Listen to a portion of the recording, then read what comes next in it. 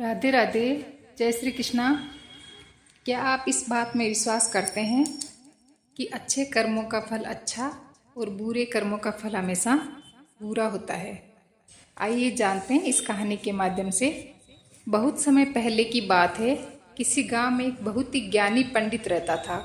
एक दिन वह अपने बचपन के दोस्त से मिलने के लिए दूसरे गांव में जा रहा था। उसका वह दोस्त बचपन से ही गूंगा और एक पेड़ से अपाहिज था। उस पंडित के गांव से उसके दोस्त का घर काफ़ी दूर था। वहां जाने के लिए बीच बीच में कई सारे छोटे छोटे गांव पड़ते थे। पंडित रास्ते में अपनी धुन में चला जा रहा था। चलते चलते उसकी मुलाकात एक व्यक्ति से होती है। रास्ते में उसे एक आदमी मिलता है जो ऐसा लगता था कि वह किसी का इंतजार कर रहा था, और वह भी पंडित के साथ चलते चलते उस आदमी को देखकर पंडित बहुत खुश हो जाता है। उसने सोचा, चलो अच्छा हुआ, साथ साथ चलने से उसका सफ़र आसानी से कट जाएगा। बात की शुरुआत करने के लिए उस पंडित ने उस व्यक्ति से उसका नाम पूछा, तो उसने अपना नाम धर्मराज बताया। पंडित को यह कुछ अजीब सा लगता है, लेकिन उसने नाम के विषय में कुछ और पूछना उचित नहीं समझा। दोनों धीरे धीरे साथ में चल रहे थे। तभी रास्ते में एक गांव आता है। गांव का प्रवेश द्वार आते ही धर्मराज ने पंडित से कहा, तुम आगे चलो, मुझे इस गांव में काम है, मैं तुमसे आगे मिलता हूँ। पंडित ने कहा, ठीक है। वह आगे रास्ते में चल देता है। कुछ देर बाद उस गांव में खबर फैली कि एक व्यक्ति को सांड ने अपनी सींग में फंसाकर मार दिया है। जैसे ही सांड ने उस व्यक्ति को मारा, ठीक कुछ ही देर में धर्मराज पंडित के पास आ गया और फिर दोनों चलना शुरू कर देते हैं और चलते चलते एक दूसरे गांव के द्वार पर पहुंच जाते हैं। उस गांव के बाहर एक बड़ा और विशाल मंदिर बना हुआ था। वहां पर आराम करने की सुविधा काफ़ी बढ़िया लग रही थी। पंडित के दोस्त का घर अभी वहां से बहुत दूर था और रात भी होने वाली थी। तो पंडित ने धर्मराज से कहा, रात होने वाली है, पूरे दिन चलते चलते थक भी चुके हैं और भूख भी लग रही है, तो यहाँ पर भोजन करके यहीं पर हम विश्राम कर लेते हैं, फिर सुबह के समय आराम से आगे की यात्रा जारी करेंगे। धर्मराज ने कहा, ठीक है, मुझे इस गांव में किसी को कुछ जरूरी सामान देने जाना है, तुम भोजन करके आराम करो, मैं बाद में आकर भोजन कर लूँगा। इतना कहकर वह वहाँ से चला गया। लेकिन उसके जाने के कुछ समय बाद कुछ ही देर में उधर धुआं उठता हुआ दिखाई देता है और देखते ही देखते पूरे गांव में आग लग जाती है। पंडित ने हैरानी से सोचा कि ये धर्मराज जहाँ भी जाता है वहाँ कोई ना कोई अनहोनी जरूर हो जाती है, कुछ तो गड़बड़ है इस व्यक्ति में। लेकिन पंडित ने रात्रि में धर्मराज से कुछ भी पूछना उचित नहीं समझा और वे दोनों सो गए। सुबह होते ही दोनों फिर से अपनी यात्रा शुरू कर देते हैं। कुछ देर चलने के बाद रास्ते में फिर से एक गांव आता है। धर्मराज ने फिर पंडित से कहा, आप आगे चलिए, मुझे इस गांव में अपने मित्र से मिलने जाना है, मैं अपने दोस्त से मिलके बाद में आगे रास्ते में मिलता हूँ। यह कहकर धर्मराज वहाँ से चला गया। लेकिन पंडित इस बार आगे नहीं गया, वहीं खड़ा होकर धर्मराज को देखता रहा कि वह कहाँ जा रहा है और क्या करता है। तभी थोड़ी देर बाद लोगों की आवाज़ सुनाई देने लगी कि एक व्यक्ति को सांप ने काट लिया है और उसकी मृत्यु हो गई है। ठीक उसी समय धर्मराज फिर पंडित के पास पहुंच गया, लेकिन इस बार पंडित से रहा नहीं गया और उसने धर्मराज से पूछ ही लिया कि तुम जिस भी गांव में जाते हो वहां कोई ना कोई अनहोनी जरूर हो जाती है, क्या तुम मुझे बता सकते हो ऐसा क्यों हो रहा है? धर्मराज ने कहा, पंडित जी, आप तो मुझे बहुत ज्ञानी मालूम पड़े, इसलिए मैं आपके साथ चलने लगा, क्योंकि ज्ञानियों का साथ बहुत अच्छा होता है, परंतु आप अभी तक समझ नहीं पाए कि मैं कौन हूँ। पंडित ने कहा, मैं समझ गया हूँ, लेकिन मुझे कुछ शंका है, अगर आप ही अपना उपयुक्त परिचय दे दें तो मेरे लिए आसानी होगी। तब धर्मराज ने जवाब दिया कि मैं यमदूत हूँ और यमराज की आज्ञा से उन लोगों के प्राण हरण करता हूँ जिनकी उम्र पूरी हो चुकी है। हालांकि पंडित को पहले से ही इस बात की आशंका थी, फिर भी धर्मराज के मुंह से ये बातें सुनकर वह घबरा गया। लेकिन वह हिम्मत करके पूछता है कि अगर तुम सच में यमदूत हो तो मुझे बताओ, अगली मृत्यु किसकी है? धर्मराज ने जवाब दिया, अगली मृत्यु तुम्हारे उसी मित्र की है जिसे तुम मिलने जा रहे हो, और उसकी मृत्यु का कारण भी तुम ही बनोगे। यह बात सुनकर पंडित सहम गया और सोच में पड़ गया कि अगर सच में यह धर्मराज यमदूत हुआ तो उसकी बात भी सच होगी और उसके कारण मेरे बचपन के सबसे अच्छे मित्र की मृत्यु हो जाएगी। तो सबसे अच्छा तो यही होगा कि मैं अपने मित्र से मिलने ही ना जाऊं। कम से कम मैं उसकी मृत्यु का कारण तो नहीं बनूंगा। धर्मराज ने मुस्कुराते हुए कहा, तुम जो सोच रहे हो वह सब मुझे पता है, मगर तुम्हारे अपने मित्र से मिलने ना जाने से नियति नहीं बदल जाएगी। तुम्हारे मित्र की मृत्यु तो निश्चित है और वह अगले कुछ ही पलों में घटित होने वाली है। महाकाल के मुंह से ऐसी बातें सुनकर पंडित को झटका लगा, क्योंकि महाकाल ने पंडित के मन की बातें पढ़ ली थी, जो कि एक सामान्य व्यक्ति के लिए संभव नहीं है। अब पंडित को विश्वास हो गया कि यह धर्मराज सचमुच में यमदूत ही है। जब पंडित जी को यह पूर्ण विश्वास हो गया कि धर्मराज यमदूत है तो वह घबरा गया। वह अपने मित्र की मृत्यु का कारण नहीं बनना चाहता था, इसलिए वह पलटकर अपने गांव की तरफ वापस जाने लगा। लेकिन जैसे ही पंडित वापस जाने के लिए मुड़ा, उसने देखा कि उसका मित्र तेजी से उसकी तरफ चला आ रहा है, जो कि पंडित को देखकर अत्यंत प्रसन्न दिखाई पड़ रहा था। अपने मित्र के आने की गति को देखकर पंडित को ऐसा लगा कि जैसे उसका मित्र काफी देर से उसका ही पीछा कर रहा है, लेकिन वह बचपन से ही गूंगा था और एक पैर से लंगड़ा भी था, इसलिए ना तो वह पंडित को आवाज देकर बुला सकता था और ना ही उस तक पहुंच पा रहा था। लेकिन जैसे ही वह पंडित के पास पहुंचा, अचानक ही जमीन पर गिर पड़ी और तुरंत ही उसकी मृत्यु हो गई। पंडित हक्का बक्का होकर धर्मराज की ओर देखने लगा, जैसे कि वह पूछना चाह रहा हो कि आखिर क्या हुआ। धर्मराज पंडित के मन में उठ रहे प्रश्नों को समझ गया और बोला, तुम्हारे मित्र ने पिछले गांव में ही तुम्हें देख लिया था और वो वहीं से ही तुम्हारा पीछा कर रहा था, लेकिन गूंगा और लंगड़ा होने की वजह से तुम तक नहीं पहुंच पाया। उसने अपनी पूरी ताकत लगाकर तुम तक पहुंचने का प्रयास किया, लेकिन बुढ़ापे में बचपन जैसी ताकत नहीं होती, इसलिए दिल का दौरा होने के कारण उसकी मृत्यु हो गई, क्योंकि वह तुमसे मिलने के लिए अपनी सीमाओं को तोड़कर तुम्हारे पीछे भाग रहा था। इसलिए अपने मित्र की मृत्यु का कारण भी तुम ही कहलाओगे। अब पंडित को पूर्णतः विश्वास हो गया था कि धर्मराज एक यमदूत है और उसका कार्य जीवों के प्राण हरना है। लेकिन पंडित एक ज्ञानी व्यक्ति था, वह यह भी जानता था कि मृत्यु पर किसी का वश नहीं चलता, सबको एक न एक दिन मरना ही है। यही सोचकर उसने अपने आप को संभाल लिया, लेकिन अचानक ही पंडित के मन में अपनी मृत्यु के बारे में जानने की इच्छा हुई। इसलिए उसने धर्मराज से पूछा, जब मृत्यु मेरे दोस्त की होनी थी तो तुम शुरू से ही मेरे साथ क्यों चल रहे थे? यह प्रश्न सुनकर धर्मराज जोर से हंसा और बोला, मैं तो हर पल हर क्षण सभी के साथ चलता हूँ, किंतु लोग पहचान नहीं पाते, क्योंकि लोगों के पास अपनी समस्याओं के अलावा किसी और व्यक्ति, वस्तु या घटना के बारे में सोचने, समझने या उसे देखने का समय ही नहीं होता। पंडित ने कहा, तो क्या तुम यह बता सकते हो कि मेरी मृत्यु कब, कहाँ और कैसे होगी? महाकाल ने कहा, हालांकि किसी भी सामान्य जीव के लिए अपनी मृत्यु के बारे में जानना ठीक नहीं है, क्योंकि कोई भी जीव हो या जानवर, वह अपनी मृत्यु के बारे में जानकर बहुत दुखी हो जाता है। हालांकि तुम अपनी जानना चाहते हो। तुमने जिस तरीके से अपने मित्र की मृत्यु को सहन कर लिया है, उसे देखकर लगता है कि तुम अपनी मृत्यु के बारे में जानकर भी दुखी नहीं होगे।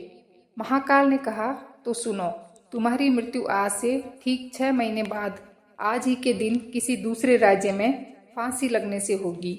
और सबसे हैरानी की बात तो यह होगी कि तुम स्वयं ही खुशी से उस फांसी को स्वीकार कर लोगे। ना कहकर धर्मराज वहां से चला गया, क्योंकि अब धर्मराज के पास पंडित के साथ चलते रहने का कोई कारण नहीं था। इसके बाद पंडित ने अपने मित्र के शरीर का अंतिम संस्कार किया और यथाशक्ति उसके क्रियाकर्म करके अपने गांव वापस आ गया। लेकिन कोई व्यक्ति कितना भी ज्ञानी क्यों न हो, अपनी मृत्यु के बारे में जानकर दुखी तो होता ही है और मृत्यु से बचने का कोई न कोई उपाय भी खोजता है। तो पंडित ने भी वही किया, क्योंकि पंडित बहुत ज्ञानी था, इसलिए उसकी पहचान उस राज्य के राजा तक थी। पंडित ने सोचा कि राजा के पास तो कई सारे ज्ञानी मंत्री है, वह मेरी मृत्यु से संबंधित समस्या का कोई न कोई समाधान निकाल ही लेंगे। पंडित यही सब सोचता हुआ राज दरबार में पहुंच जाता है और राजा से सारी घटना के बारे में बताता है। राजा ने अपने मंत्रियों को सारी समस्या बताई और उनसे सलाह मांगी। अंत में सभी ने विचार विमर्श करके कहा, अगर पंडित की बात सही है तो उसकी मृत्यु भी 6 महीने बाद ही होगी, लेकिन मृत्यु तो तब होगी जब वह किसी दूसरे राज्य में जाएगा। यदि वह किसी दूसरे राज्य में जाए ही नहीं तो मृत्यु ही नहीं होगी। मंत्रियों की यह सलाह राजा को भी सही लगी। इसके बाद पंडित के रहने की सारी व्यवस्था महल में ही कर दी गई और राजा के आदेश के बिना उस पंडित से किसी को भी नहीं मिलने दिया जाता था। लेकिन पंडित कहीं भी आ जा सकता था ताकि पंडित को यह न लगे कि वह राजा की कैद में है। परंतु पंडित डर के मारे स्वयं ही कहीं आता जाता नहीं था।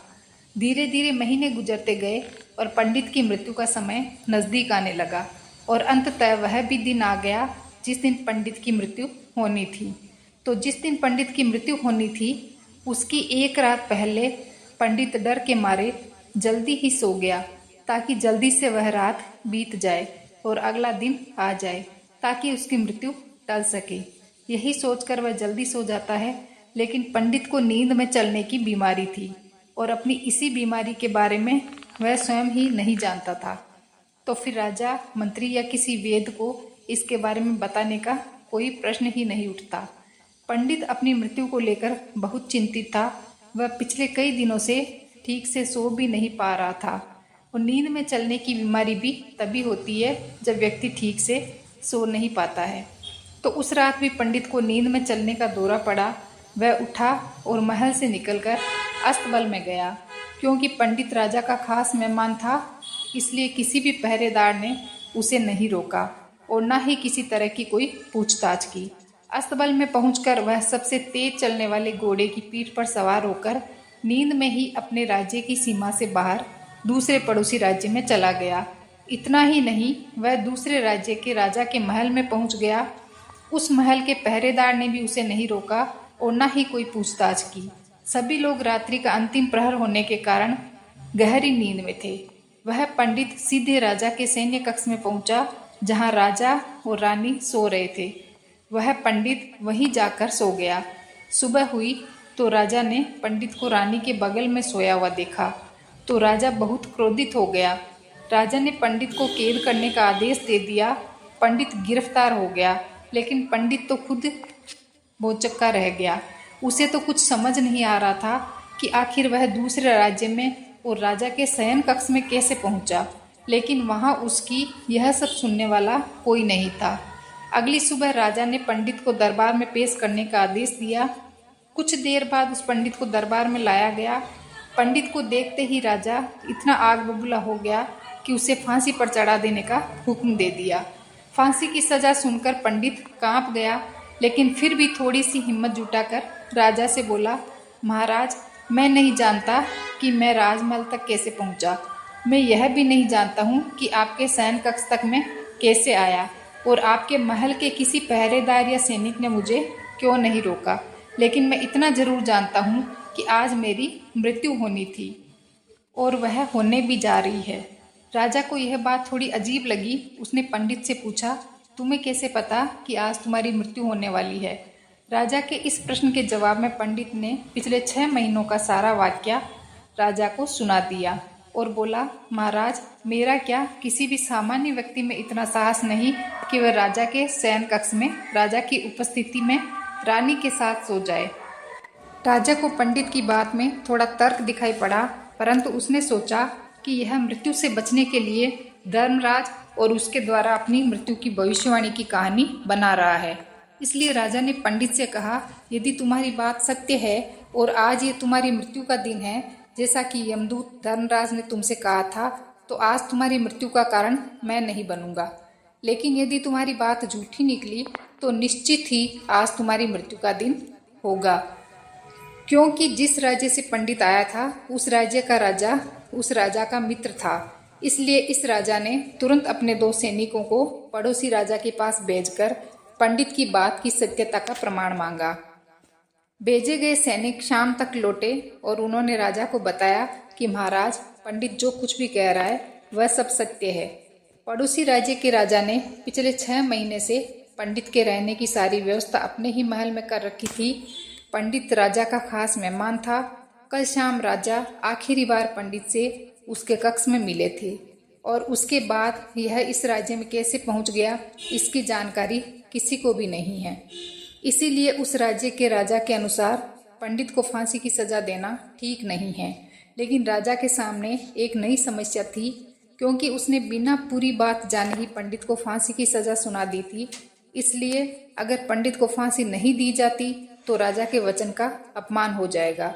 लेकिन अगर राजा की बात का मान रखा जाए तो बेवजह ही एक निर्दोष व्यक्ति की मौत हो जाएगी। राजा ने अपने सभी मंत्रियों से इस बारे में सुझाव मांगा। तो मंत्रियों ने राजा को सुझाव दिया कि महाराज, पंडित को एक कच्चे सूत के धागे से फांसी लगवा दी जाए। इससे आपके कथन का भी मान रह जाएगा और कच्चे सूत के धागे से पंडित को फांसी भी नहीं होगी, उसके प्राण भी बच जाएंगे। राजा को मंत्रियों का यह सुझाव पसंद आया और उसने ऐसा ही करने का आदेश दे दिया। पंडित के लिए कच्चे सूत के धागे से फांसी का फंदा बनाया गया और नियम के अनुसार पंडित को फांसी पर चढ़ाया जाने लगा। सभी लोग बहुत खुश थे कि ना तो पंडित मरेगा और ना ही राजा का वचन खाली जाएगा। पंडित को भी पूर्ण विश्वास था, यह सूत के धागे से तो मेरी मृत्यु हो ही नहीं सकती। पंडित उस पर चढ़ने के लिए तैयार हो गया था। जैसा कि धर्मराज ने भविष्यवाणी की थी कि तुम खुद ही अपनी फांसी को स्वीकार करोगे। लेकिन जैसे ही पंडित को फांसी दी गई, सूत का धागा तो टूट गया, लेकिन टूटने से पहले उसने अपना काम कर दिया था। पंडित के गले की एक नस सूत के धागे से झटके से कट चुकी थी और पंडित जमीन पर पड़ा तड़प रहा था। उस पल उसके गले से खून की फुहार निकल रही थी और देखते ही देखते पंडित का शरीर पूरी तरह से शांत हो गया। सभी लोग आश्चर्यचकित थे और पंडित को मरता हुआ देख रहे थे। किसी को विश्वास नहीं हो रहा था कि कच्चे सूत के धागे से भी किसी इंसान की मृत्यु हो सकती है। लेकिन घटना तो घट चुकी थी, नीति ने अपना काम कर दिया था और धर्मराज की भविष्यवाणी सच हो चुकी थी। इस तरह इस कहानी के माध्यम से हमने जाना कि जो भाग्य में होता है वो होके ही रहता है, कभी टलता नहीं है। श्रीमद् भगवत गीता में भी श्री कृष्ण ने कहा है, जो होना होता है वह होकर ही रहता है। हम चाहे कितनी ही सावधानी बरतें, कितना ही उपाय कर लें, लेकिन घटना और घटना की पूरी प्रणाली पहले से ही तय होती है, जिसे हम थोड़ा सा भी इधर उधर नहीं कर सकते। शायद इसीलिए ईश्वर ने हमें भविष्य जानने की क्षमता नहीं दी, ताकि हम अपने जीवन को ज़्यादा बेहतर तरीके से जी सकें। और यही बात उस पंडित पर भी लागू होती है। अगर पंडित ने महाकाल से अपनी मृत्यु के बारे में न पूछा होता तो 6 महीने तक राजा के महल में कैद रहकर डर डर कर जीने की बजाय ज़्यादा बेहतर जीवन जीता। तो इस कहानी से हमें यही शिक्षा मिलती है कि भाग्य का लिखा कभी भी टलता नहीं है। अगर आपको कहानी अच्छी लगी हो तो प्लीज़ मेरे चैनल को लाइक करें, शेयर करें और सब्सक्राइब करें। धन्यवाद।